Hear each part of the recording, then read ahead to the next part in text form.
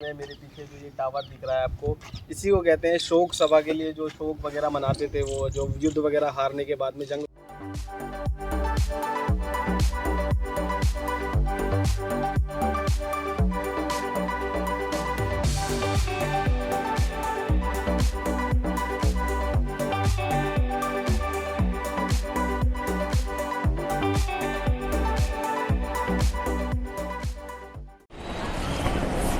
अस्सलाम वालेकुम गाइज़, नमस्ते, सत श्री अकाल, आदाब। सो कैसे हैं आप सब गाइज़। आज हम हैं दिल्ली में और दिल्ली के एक ऐसे किले को आज हम देखेंगे, एक्सप्लोर करेंगे, जिसका इतिहास बहुत ही ज़्यादा रोचक है, जिसे 1321 में बनाया गया, जिस किले को गयासुद्दीन तुगलक द्वारा।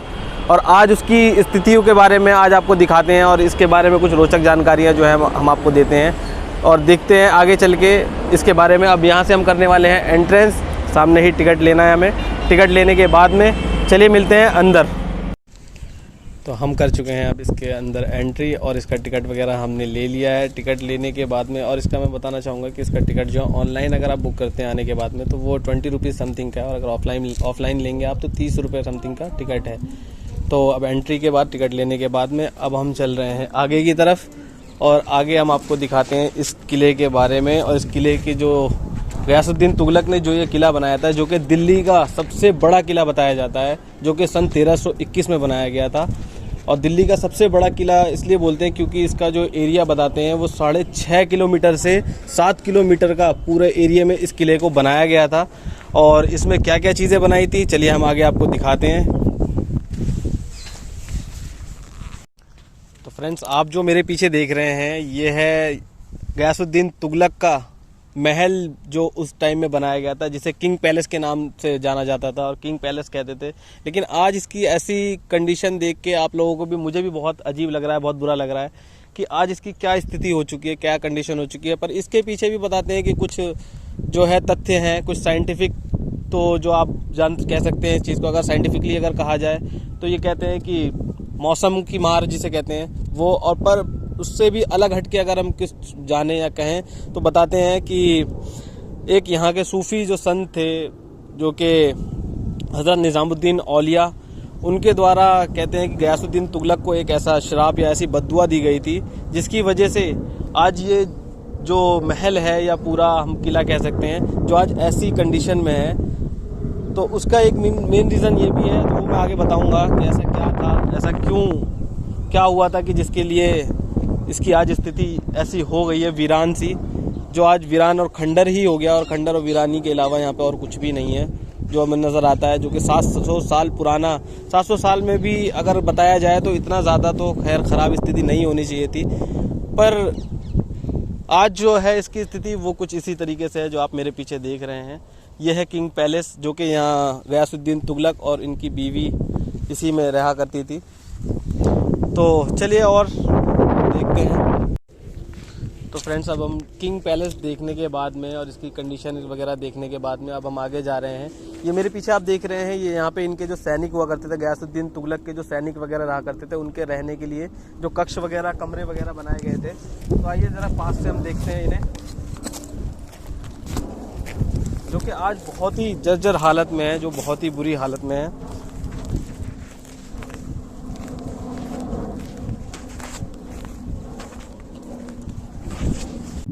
तो दोस्तों, अब हम आ चुके हैं यहाँ पे एक ऐसी जगह जो कि पानी के लिए सबसे ज़्यादा उपयोग में आने वाली जगह थी, जो कि बनाई गई थी बावली, जो कि बताते हैं कि गयासुद्दीन तुगलक के ज़माने में ऐसी 3 बावलियाँ बनाई गई थी। लेकिन हमें और 2 बावलियों का तो कोई यहाँ पे अंश दिखाई नहीं देता, ना हमें पता चलता है। एक ही बावली है जो आज के टाइम में सुरक्षित, जो थोड़ी अगर बची हुई है, वो ये बावली है, जिसे पानी के लिए उपयोग किया जाता था। अब तो ये भी हाल फिलहाल में कुछ यहाँ पे सेफ्टी पर्पज़ की वजह से इसमें जाल वगैरह या जिसे कह सकते हैं कि कवर कर दिया गया है, वरना इससे पहले खुली गई। बहुत ही ज़्यादा गहरी है, समथिंग 100 फीट गहरी है ये बावली। और देखते हैं पास से इसे बावली को।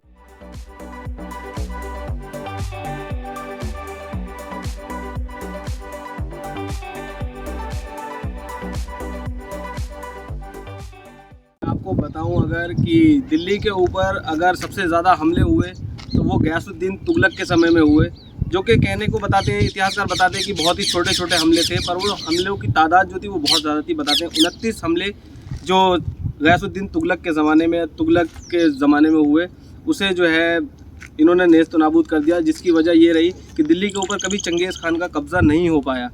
और उससे पहले जो खिलजी साम्राज्य था, जिससे फतेह करके यहाँ पे तुगलक साम्राज्य आया, उससे पहले 6 बार हमले किए गए थे। वहाँ पे भी वो लोग कामयाब नहीं हुए, और यहाँ पे जब गयासुद्दीन तुगलक का दौर आया तो यहाँ पे 29 बार हमले किए गए। लेकिन गयासुद्दीन तुगलक की फ़ौज और गयासुद्दीन तुगलक ने जो अपना साम्राज्य खड़ा किया था, उसी की बदौलत कभी चंगेज़ खान दिल्ली पे काबिज़ नहीं हो पाया।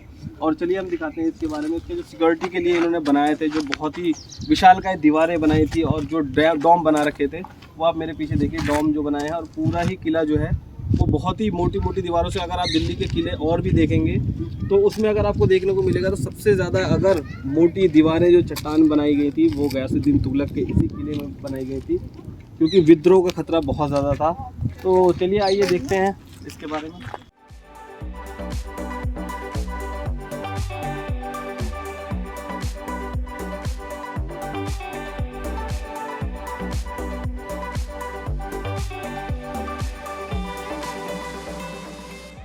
तो फ्रेंड्स, आप मेरे पीछे जो देख रहे हैं ये है गयासुद्दीन तुगलक के ज़माने का गेस्ट हाउस, जो कि उनके मेहमानों के लिए, मेहमान नवाजी के लिए इन्होंने गेस्ट रूम बनाए थे। जो ये वो सारे रूम्स बने हुए हैं। अब तो खैर ज़मीन से काफ़ी नीचे दिख रहा है। जो अंदर आपको दिख रहा है वो छोटे छोटे से गेट्स दिख रहे हैं, इसके अंदर रूम बने हुए हैं, जो कि उनके मेहमानों के लिए, मेहमान नवाजी के लिए बनाया था उस ज़माने में। तो चलिए रूम्स वगैरह देखने के बाद अब चलते हैं। तो फ्रेंड्स, अब हम चल रहे हैं यहाँ से आगे बढ़ते हुए चल के देखेंगे हम यहाँ से एक मार्केट, जो कि उस ज़माने की बनी हुई है, मीना बाज़ार के नाम से जो जानी जाती है। उस ज़माने में मीना बाज़ार जो बना हुआ था। तो चलिए आइए देखते हैं मीना बाज़ार कैसा बना हुआ था उस समय।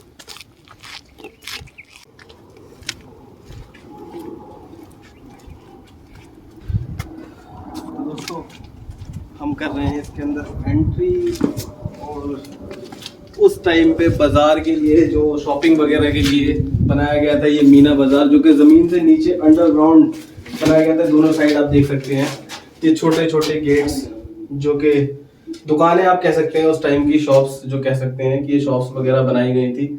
और इसमें खैर गेट वगैरह तो नहीं है। तो गाइस, आप देख रहे हैं आज इसकी हालत क्या है, इसकी कंडीशन क्या है, जो कि बहुत ही बुरी हालत में है। हर वक्त के साथ साथ कह सकते हैं कि ख़राब हो जाता है सब चीज़। और ये आप जो देख रहे हैं ये बने हुए यहाँ पे, क्योंकि उस ज़माने में लाइट वगैरह तो होती नहीं थी, तो लालटेन वगैरह या जो भी मशाल वगैरह जला के जो वो लोग तिजारत वगैरह करते थे, या जो भी शॉपिंग वगैरह किया करते होंगे, दुकान वगैरह लगी रहती होंगी। तो यही है मीना बाज़ार उस टाइम का, जो कि बहुत ही बड़ा है। और इसमें बहुत ही सारे ऐसे कक्ष बने हुए हैं जिसे आप कह सकते हैं कि दुकानों के पर्पज़ से जैसे बनाया गया हो। और अभी तो इसके अंदर बहुत ज़्यादा अंधेरा है। तो चलिए चलते हैं, देखते हैं आगे। निकल रहे हैं अब मीना बाज़ार हमने देख लिया। मीना बाज़ार के बाद हम निकल रहे हैं मीना बाज़ार से बाहर की तरफ।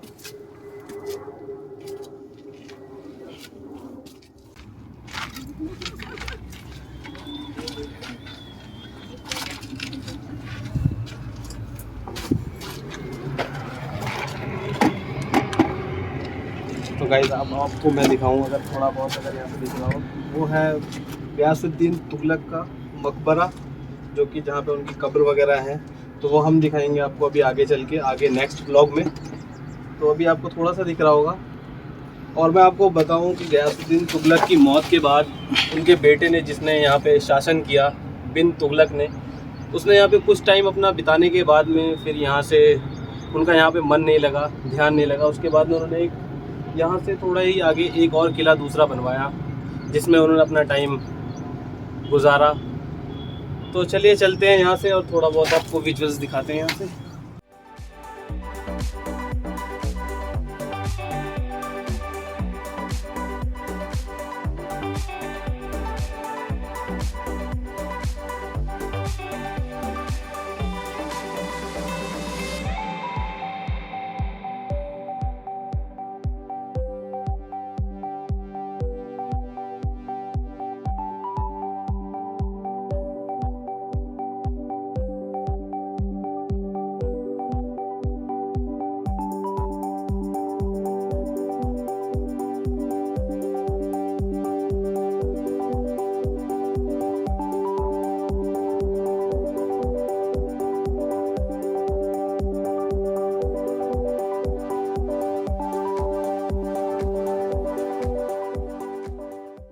तो फ्रेंड्स आप मेरे पीछे जो देख रहे हैं ये है विक्ट्री टावर, जो गयासुद्दीन तुगलक के ज़माने में जब युद्ध वगैरह हुआ करते थे, युद्ध वगैरह जीतने के बाद में जो वो जश्न वगैरह मनाया करते थे, जो विक्ट्री सेलिब्रेट जिसे कह सकते हैं आप, सेलिब्रेशन वगैरह किया करते थे, तो ये इसके ऊपर क्या करते थे, ये बहुत ही ऊंचा था। अब तो खैर ये रेनोवेट हो रहा है, जो काम चल रहा है इस पर ASI के द्वारा, पर अभी जाने की इजाज़त नहीं है, यहाँ पे जाने नहीं दे रहे हैं क्योंकि कुछ सेफ्टी पर्पज़ से। बाकी यहीं पे जो है सारे जश्न वगैरह जब ये जीतने के बाद में जश्न वगैरह मनाया करते थे। और इसी के जस्ट अपोजिट साइड जो है वो है शोक सभा मनाने की जगह, जहाँ पे हारने के बाद में युद्ध वगैरह में अगर हार जाया करते थे, उसमें हारने के बाद में जहाँ पे शोक सभा हुआ करती थी और दूसरी रणनीतियों के बारे में जहाँ से अपना किया करते थे, दूसरे युद्ध के बारे में जहाँ से अभ्यास वगैरह या जो भी डिस्कशन वगैरह किया करते थे। अब हम चलेंगे वहाँ पे और देखेंगे वो जगह जो वहाँ से शोक सभा के नाम से जिसे जाना जाता है, जहाँ पे शोक वगैरह मनाते थे। तो चलिए आइए चलते हैं वहाँ पे।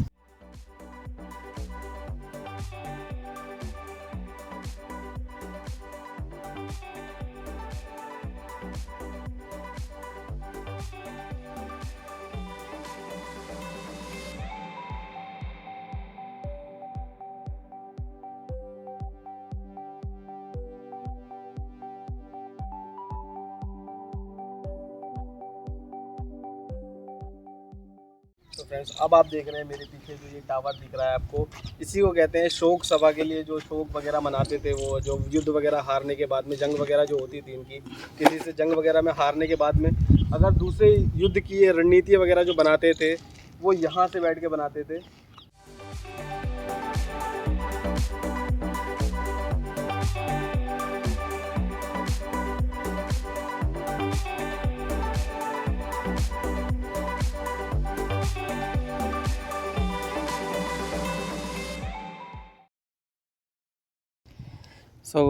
ये वीडियो यहीं कर रहे हैं हम, एंड ब्लॉग हो चुका है यहाँ पे पूरा। मिलते हैं नेक्स्ट व्लॉग में। वीडियो को लाइक करो, शेयर करो और चैनल पे अगर नए हैं तो सब्सक्राइब करें, और अगर आपको कोई गलती अगर नज़र आती है वीडियो में तो हमें ज़रूर कमेंट करके बताएं, जिससे कि हम आगे इम्प्रूव कर सकें। मिलते हैं किसी नेक्स्ट वीडियो में। बाय बाय, टेक केयर, अल्लाह हाफिज़।